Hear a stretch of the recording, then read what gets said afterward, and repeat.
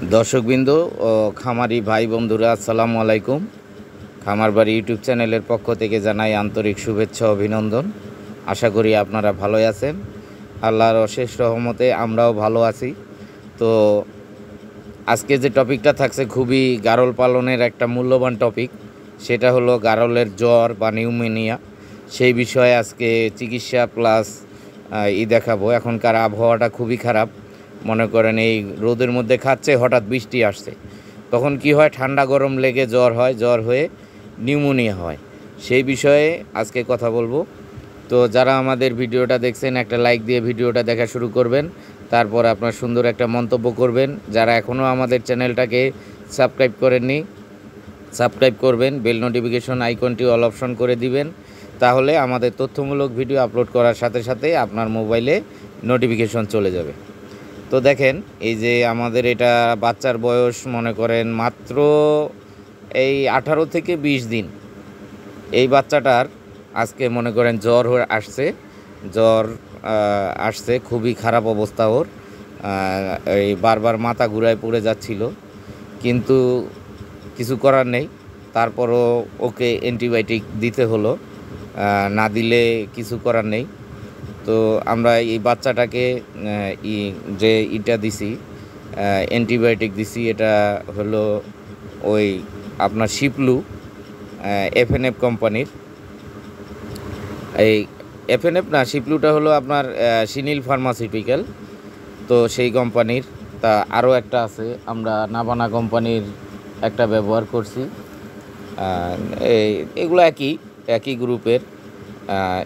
ইনিল, আইনিল, আইনিল আর হলো আপনার এই মেগলোনিক্স। তো এগুলার গ্রুপ একই। তো আমরা এই ভিডিও শেষে দেখাবো এই বাচ্চাটার জ্বর আসছে। দেখেন, আমরা জ্বর মাপতেছি।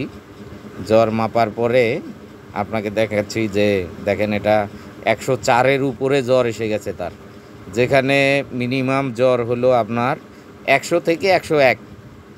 100 থেকে 1 হলো এটা নর্মাল। আর যখন 2, 3, 4 উঠে যাবে, 4 মানে তো মনে করেন ডেঞ্জারাস পজিশন।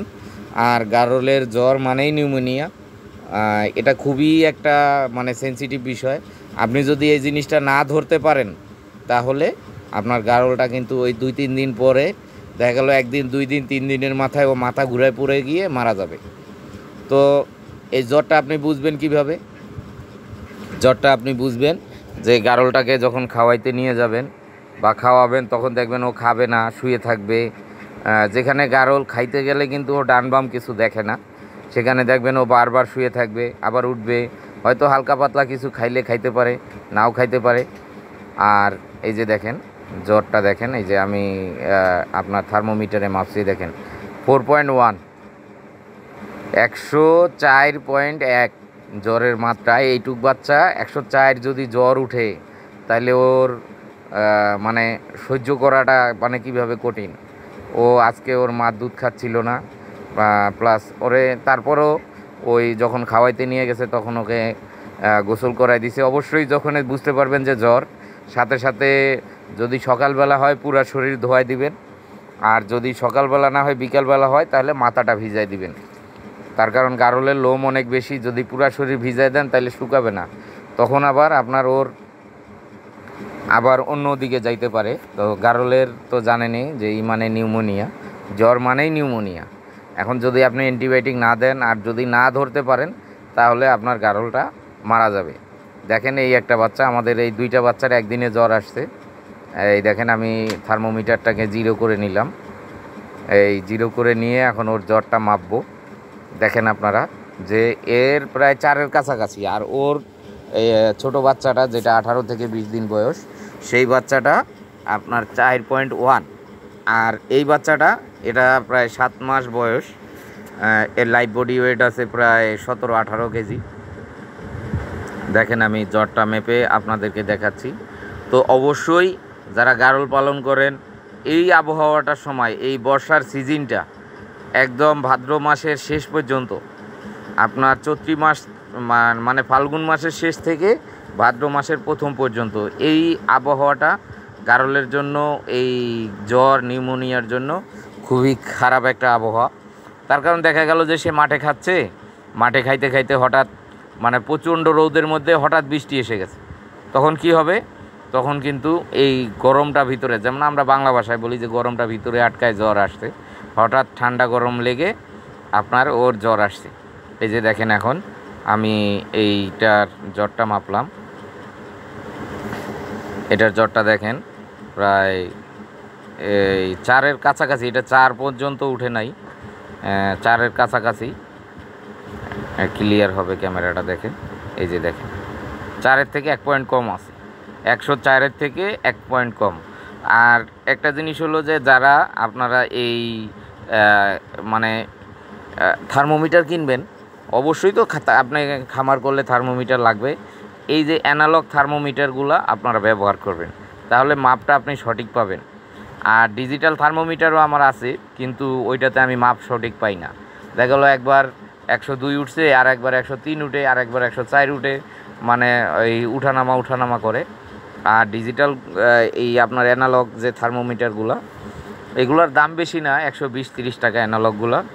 আর যেগুলো ডিজিটাল ওগুলো 200-250 টাকা দাম। তো এই যে দেখেন আমি ইনজেকশন করে দিচ্ছি। এই আপনার এটা দিলাম হলো আপনার আইনিল, এটা নাবানা কোম্পানির। আর হলো সাথে অ্যান্টিহিস্টামিন, আপনার যে হিস্টাভেট, এটা হলো হিস্টাভেট দেন, অ্যাস্টাভেট দেন, অ্যাস্ট্রোভেট দেন, এই বিভিন্ন নামের আছে, বিভিন্ন কোম্পানির এটা।